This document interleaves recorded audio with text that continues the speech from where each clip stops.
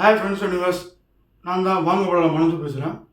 இன்றைக்கி நம்ம அபிஷேக் பானர்ஜி நடிப்பில் கரண் தேஜ்பால் இயக்கத்தில் வந்துருக்கிற ஸ்டோலன் இது அமேசான் படம் டைரெக்டாக ரிலீஸ் ஆகிருக்கு. இந்த படத்தை ரிவ்யூ பண்ண போகிறோம்.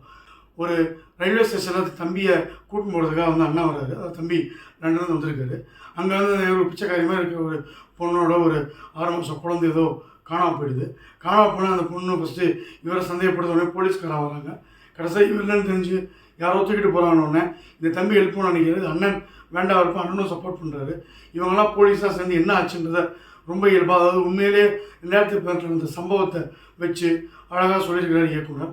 இதில் வந்து என்ன, ஒரு வாட்ஸ்அப்பில் வர வதந்திகள் எந்தளவு வந்து பரவுது, எந்தளவு மக்கள் நம்புகிறாங்கன்ற ஒரு நாட்டையும், ஒரு குழந்தை டிராஃபிக் காணாம போகுது, அது எங்கெங்கே விற்கிறாங்க, என்னென்ன அதை டாக்டர்ஸ் உடந்தையாக இருக்காங்கன்ற விஷயத்தையும் அழகாக முடிச்சு போட்டு விறுவிறுன்னு நம்மளை வந்து எமோஷனல் ரைடுக்கு கொண்டு போயிருக்கிறாரு இயக்குனர். அபிஷேக் பானர்ஜி பொறுக்கியாக ஒரு ரவுடியாக வந்தாலும் அதே மாதிரி இருக்காப்புல.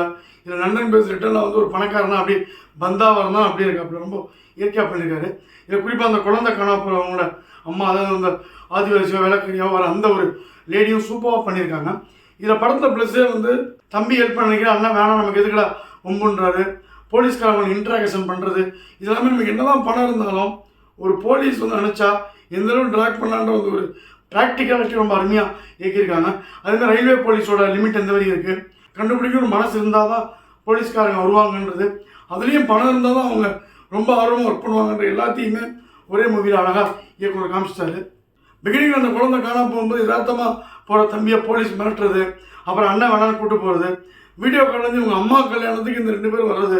ஸோ இந்த அம்மாவுக்கு இந்த வயசில் ஏன் கல்யாணம், என்ன ஆச்சு, அதெல்லாம் ஆடியன்ஸை விட்டுட்டாங்கன்னா இப்போலாம் ஹிந்தியில் பார்த்தீங்கன்னா இந்த எல்ஜிபிடி கம்யூனிட்டி இல்லைன்னா வயசானவங்களுக்கு மறுமணம் இதுமாதிரி ஏதோ ஒரு முற்போக்கான ஒரு சீனை வச்சுருவாங்க. அதுமாதிரி இதில் வச்சுட்டாங்க. அதுக்குள்ளே பெருசாக போகல.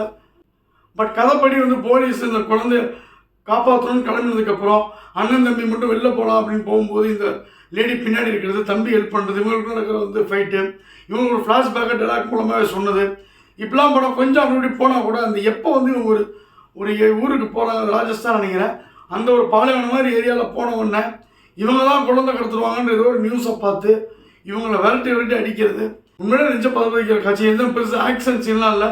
ஒரு காரில் அவங்க போகிறாங்க, விரட்டுறாங்க. அந்த சீனுக்காக படத்தை திரும்ப பார்க்கலாம். அவ்வளோ நேச்சுரலாக எடுத்திருக்காங்க. அதுவும் அபிஷேக் பானர்ஜி இவங்க போட்டு அடிக்கிறாட்டோம்னா டே இவன் கடத்தலை காப்பாற்ற வந்தோன்ற அளவுக்கு நம்மளே ஒரு எட்ஜ் ஆஃப் தி சீட் உட்கார வச்சு படத்தோடு இன்வால்வ் பண்ண வச்சு தான் ஒரு டேரக்டரோட மிகப்பெரிய ஒரு ப்ளஸ்ஸு. கேட்பாள குழந்தைகளை எப்படி கைமாற்றி விட்டு பல லட்சங்களுக்கு தத்தெடுக்கிறாங்க. இந்த தத்தெடுக்கிற ஒரு விஷயம் ஒரு அன்ஆர்கனைஸ்டாக எவ்வளோ பெரிய பிஸ்னஸாக போயிட்டுருக்குன்றதையும் சூப்பராக சொல்லியிருக்காங்க. அதேமாதிரி சரகேட் மதருக்குள்ளே அந்த ஒரு பிரச்சனை இதுக்குள்ளே அழகாக சொல்லியிருக்காரு. மொத்தத்தில் வந்து ஒரு படத்தை வந்து எமோஷனலாக கனெக்ட் பண்ண வச்சு அந்த சம்மந்தப்பட்ட முக்கியமான கேரக்டர் ஏதோ ஆகிடுமோன்ற பயப்பட வச்ச விதத்தில் இயக்குனர் ஜெயிச்சிருக்காரு. பட் ஃப்ளிப் சைடு பார்த்தீங்கன்னா ஹிந்தியில் இருக்கிற NH10 இந்த மாதிரி படங்கள் வந்து ரோடு ட்ரிப்பை பேஸ் பண்ணி படங்கள் வந்திருக்கு. வதந்தியை பேஸ் பண்ணி கூட ஒரு படம் நவசின் சித்தி கடிச்சிருப்பான்னு நினைக்கிறேன். இதே மாதிரி கதைகள் வந்திருக்கு. தமிழில் கூட 6 மெழுகுவர்த்தி அந்த குழந்தைய கடந்த அந்த தன் பொண்ணும் தேடி ஒருத்தர் போவார், அது மாதிரி படமும் வந்திருக்கு. ராணி முகர்ஜி நடித்த ஒரு படம் மருதாணி, இது ஃபுல்லாகவே குழந்தைங்க கடத்துறது தான். பட் இதில் வந்து குழந்தைங்க கடத்துறதுன்றதை தாண்டி தத்தெடுக்கிற விஷயத்தை கையில் எடுத்தது.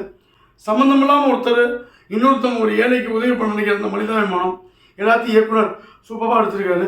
நல்லா பொழுதுபோக்கு மட்டும் ஒரு எமோஷனல் டச் இந்த படம் கொடுக்குது. Vaangalaam punchline stolen taken 3.25 star rating.